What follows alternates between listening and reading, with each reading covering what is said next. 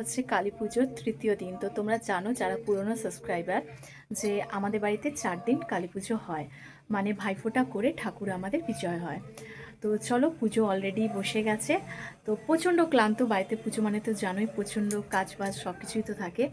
তো এতক্ষণ আমি রেডি হয়ে মন্দিরে যাচ্ছি, তোমাদের সঙ্গে আজকে পুজোটাও শেয়ার করবো। চলো, এই সবে পুজো শুরু হলো, এখন বাজছে 11টা 10। তো আজকে একটুখানি লেটে পুজো শুরু হয়েছে।